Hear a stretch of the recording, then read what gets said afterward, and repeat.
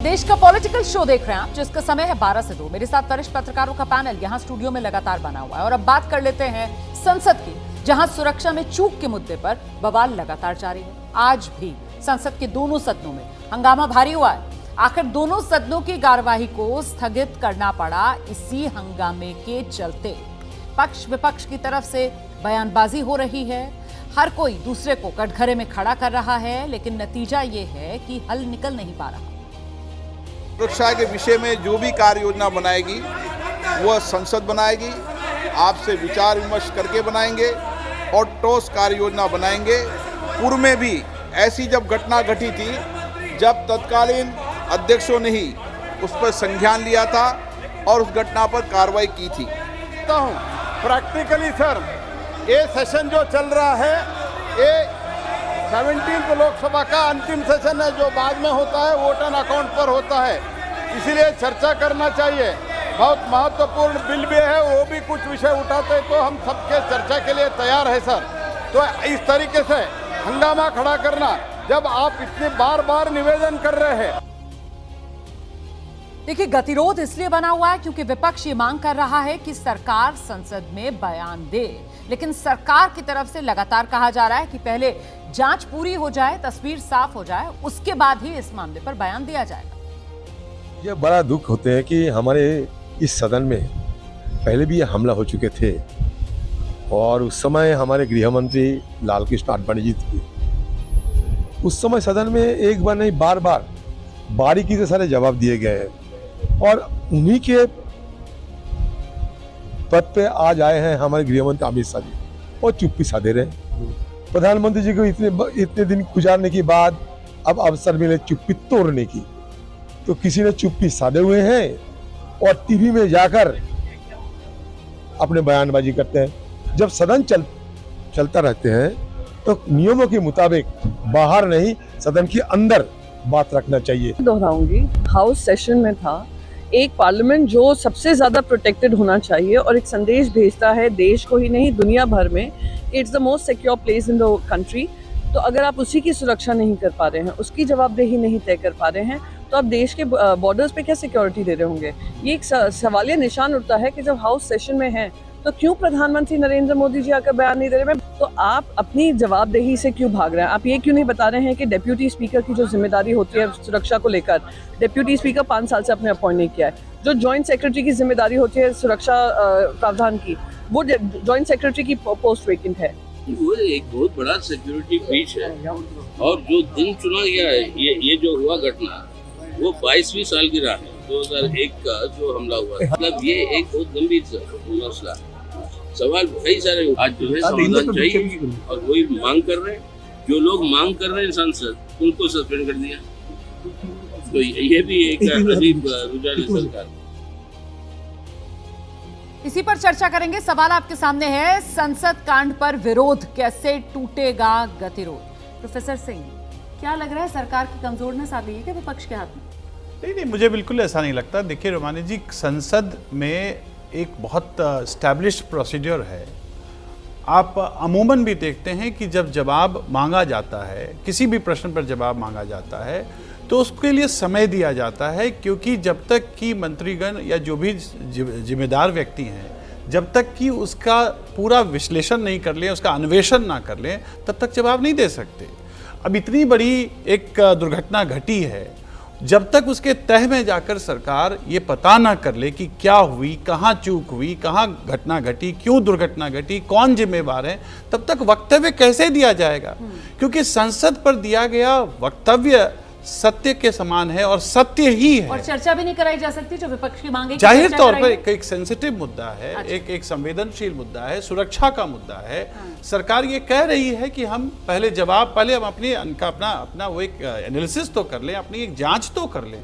तो जांच के लिए और क्या ये भी एम्बैरेसमेंट नहीं है सरकार के लिए कि पिछले हफ्ते ये हमला होता है और अभी तक सरकार के पास सारी डिटेल्स ही नहीं आई है? मतलब नहीं, ऐसा नहीं है कि सरकार के पास डिटेल्स नहीं आई होंगी या सरकार के पास डिटेल्स नहीं होंगी। सरकार जब तक, देखिए कई इसके छोड़ होते हैं। अच्छा। जब भी आप सिक्योरिटी सिस्टम को एनालाइज करते हैं तो ये सिर्फ आप एक घटना के रूप में उसको देख रहे हैं, जबकि उस घटना के कई डायमेंशन होंगे उसका नेशनल डायमेंशन होगा, उसका हो सकता है इंटरनेशनल डायमेंशन मतलब आप इतने सारे डायमेंशंस बता रहे हैं उस घटना में होंगे और ऐसे में जरा वक्त देना चाहिए बिल्कुल सरकार देना को चाहिए। जवाब की तैयारी सबसे करने बड़ी के लिए। तो बात- मतलब अभय जी फिर तो इसका मतलब ये हुआ कि विपक्ष जो है वो कहीं ना कहीं सरकार को एम्बैरेस करना चाहता है, मोहलत नहीं देना चाहता है और इसी वजह से अपनी जिद पर अड़ा हुआ है।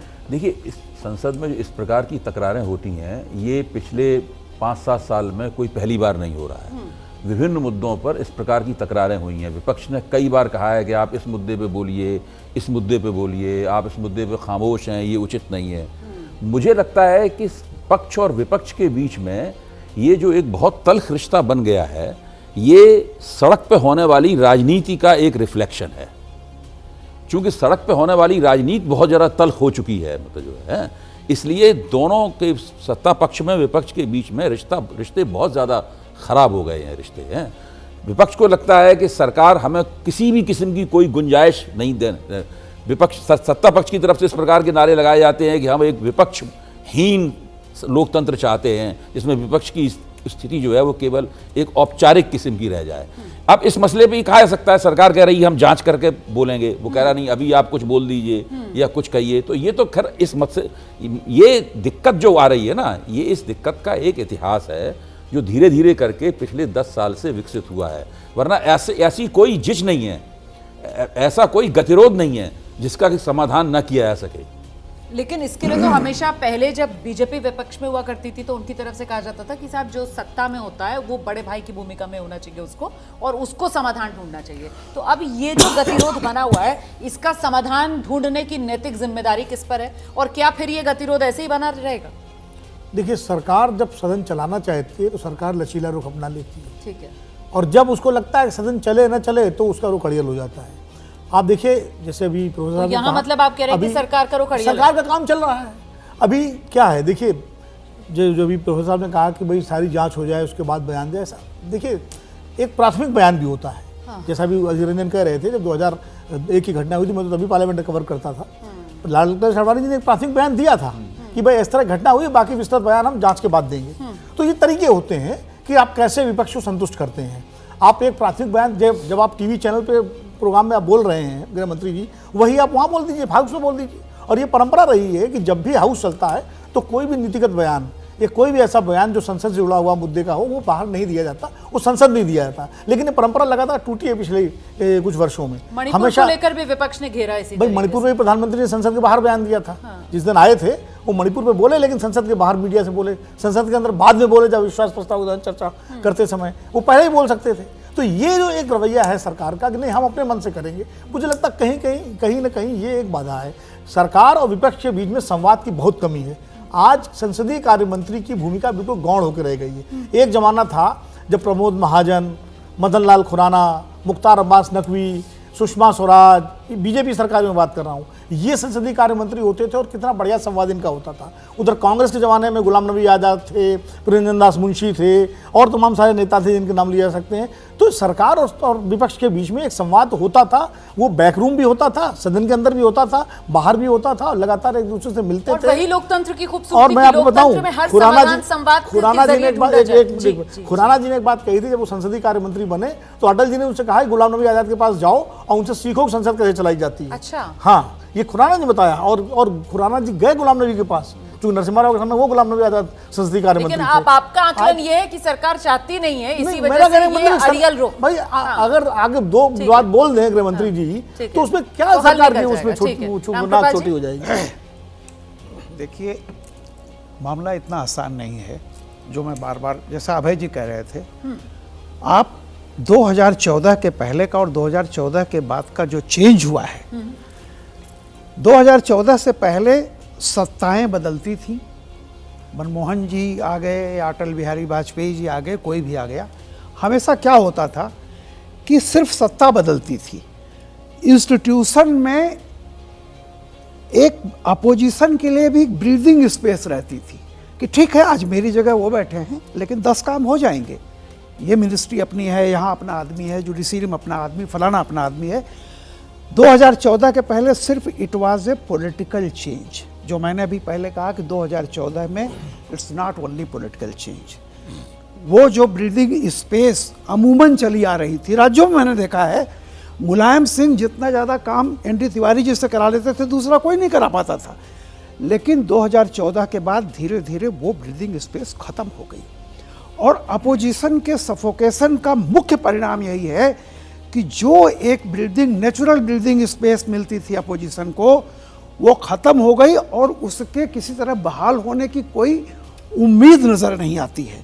तो इसलिए मैं कह रहा हूं तो वो ब्रीदिंग स्पेस कैसे खत्म हुई, मैं ये जानना चाहती हूँ। जिस बात का जिक्र यहाँ पर विनोद जी कर रहे थे मैं आपको बता रहा हूँ ना, मेरी देखिए, मैंने कहा ना कि एक होता है सिस्टम, पॉलिटिकल कुर्सी पर कोई आके बैठ गया, सिस्टम अपना है, फाइनेंस मिनिस्ट्री में अपने सेट हैं, फलाना मिनिस्ट्री में अपने लोग हैं, ढकाना मिनिस्ट्री में अपने लोग हैं, कल्चरल विंग में अपना आदमी है, जुडिशियरी में पूरा अपना सिस्टम बदल गया, पूरा सिस्टम बदल गया। देखिए सिस्टम नहीं बदला। मैं एक कहता हूँ कोई फौज लेके नहीं आता, पुलिस नहीं आती, लीडरशिप बदलने से जो लिबर्टी मिलती थी वो लिबर्टी नहीं मिल रही है, टाइट कर दी गई। तो आप यूं देखिए, एक मिनट, सर मुझे आगे बढ़ना है, अगली बड़ी खबर लेनी है, उसके बाद मैं दोबारा आपके पास आऊंगी। देखिए यहाँ पर ये जो सिस्टम बदलने की बात की जा रही है, इस बीच एक बड़ी खबर ये आ रही है, बीजेपी के खेमे से आ रही है, शिवराज सिंह चौहान से जुड़ी बड़ी खबर। शिवराज सिंह चौहान को हाईकमान ने दिल्ली बुला लिया, इस वक्त की बड़ी खबर। आज शाम 6 बजे दिल्ली पहुंच रहे हैं शिवराज सिंह चौहान। पार्टी अध्यक्ष जेपी नड्डा से शिवराज सिंह चौहान की मुलाकात होगी। सीधे आपको लेकर चलते हैं, हमारे साथ हमारे सहयोगी ब्रजेश राजपूत इस वक्त मौजूद है। जरा जानते हैं ब्रजेश राजपूत से, क्या सुगबुगाहट है ये मुलाकात दिल्ली जो बुलाया गया है शिवराज सिंह चौहान को, इसकी वजह क्या बताई जा रही है? देखिए, पार्टी के जो लोगों का कहना है, उनका कहना है कि सामान्य मुलाकात है। मध्य प्रदेश चुनाव के परिणाम आने के बाद शिवराज सिंह अभी तक दिल्ली नहीं आए हैं, पहली दफा उनको दिल्ली बुलाया जा रहा है और उनकी मुलाकात जेपी नड्डा से हो रही है। तो मुलाकात में निश्चित ही उनसे पूछा जाएगा कि आप क्या भूमिका चाहते हो, और या बताया जाएगा कि अब आपकी पार्टी और संगठन में क्या भूमिका होगी। दरअसल ना तो अभी वो मंत्रिमंडल का विस्तार है, तो फिलहाल ना तो उनको मंत्री बनाया जाएगा, ना उनको विधानसभा अध्यक्ष बनाया गया है। ये सारी चीजें तकरीबन पूरी होती जा रही है। तो अब उनसे पूछा जाएगा कि अब आप क्या चाहते हो, क्या करना मतलब चाहते हो। शिवराज सिंह चौहान का सियासी भविष्य आगे क्या होगा, इसी को लेकर इस मुलाकात में मंथन, और शिवराज सिंह चौहान का आगे का पॉलिटिकल करियर आप कह सकते हैं एक तरीके से तय किया जाएगा। नजर हमारी इस खबर पर भी बनी हुई है। तो संसद की सुरक्षा में सेंधमारी का मामला, जिसको लेकर संसद में लगातार गतिरोध बना हुआ है, और ऐसे में अब सवाल ये कि सरकार का बयान, क्या यही है गतिरोध का समाधान? विपक्ष तो बयान की मांग कर रहा है, लेकिन सरकार की तरफ से भी साफ कर दिया गया है कि इंतजार कीजिए, अभी जब जानकारियां आ जाएंगी उसके बाद बयान देंगे। तो समाधान कैसे? देखिए, एक तो ये है कि सरकार एक प्राथमिक बयान दे दे, ऐसा कि विनोद जी ने कहा, तो विपक्ष की मांग पूरी हो जाएगी, उसको संतोष हो जाएगा, उसके बाद भी विपक्ष कुछ आपत्तियां दर्ज करता रह सकता है। लेकिन मैं इस मसले पे एक दूसरी बात कहना चाहता हूं। जब 2014 में नरेंद्र मोदी प्रधानमंत्री बन के आए तो उन्होंने पूर्ण बहुमत प्राप्त किया। इसके बावजूद भी जो पूर्व सत्ताधारी थे, उन्होंने उनको प्रधानमंत्री के तौर पर सम्मान सहित उस तरह स्वीकार नहीं किया जिस तरीके से अन्य प्रधानमंत्रियों को स्वीकार किया जाता है। मान्यता, हाँ, उस तरह की कोई मान्यता, उनकी वैधता स्वीकार नहीं की, उनकी लेजिटिमेसी जो है वो स्वीकार नहीं की, और लगातार उनको एक खास तरह के तिरस्कार भाव से देखा गया।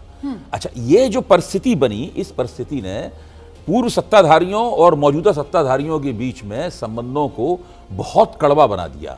जहां पर नरेंद्र मोदी को लगता था हमारा तिरस्कार नहीं होता है, वहां ऐसे मान लीजिए प्रणब मुखर्जी की बेटी ने किताब लिखी, बिल्कुल।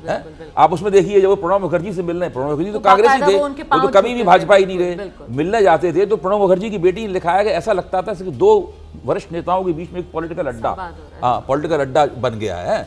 ऐसा पॉलिटिकल अड्डा गुलाम नबी आजाद या एक दो लोगों को छोड़कर किसी के साथ में नरेंद्र मोदी का नहीं बन पाया। जो क्षेत्रीय नेता भी नरेंद्र मोदी को, भाजपा को हरा देते थे, उनके साथ भी नरेंद्र मोदी का कोई ऐसा संबंध नहीं बन पाया।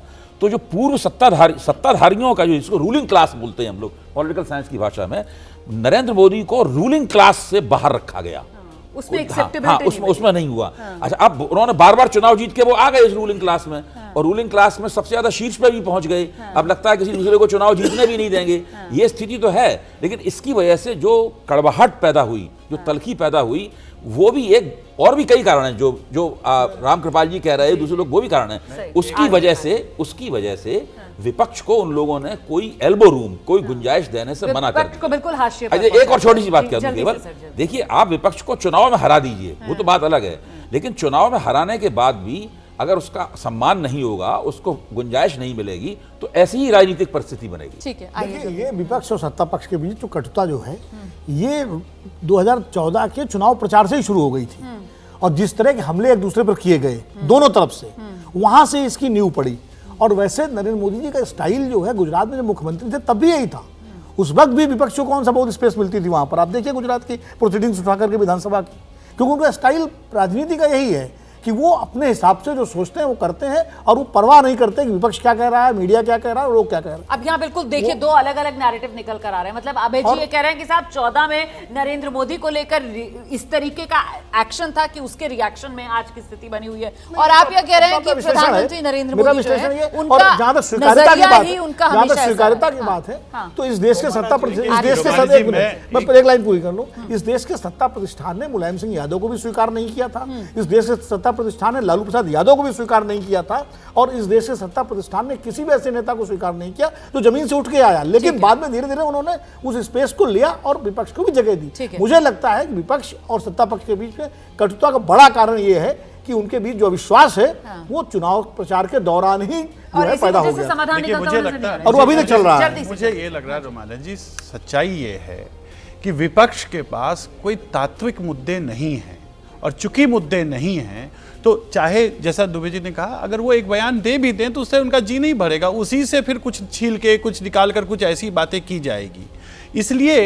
इसलिए चूंकि ये विपक्ष ये चाहती है किसी प्रकार से इस तरह से हल्ला हंगामा होता रहे, ताकि उनको लगता है कि जनता में उनका जो आकर्षण है या ट्रैक्शन है शायद इससे बन जाएगा, इससे बनेगा नहीं। जबकि दूसरी ओर जो भारतीय जनता सुर्खियों में बने रहने के लिए आप कह रहे हैं हाँ, कि मतलब आप कुछ कंडा तौर करते पर रहे। है। बिल्कुल और जहाँ तक सर, मैं आऊंगी आपके पास।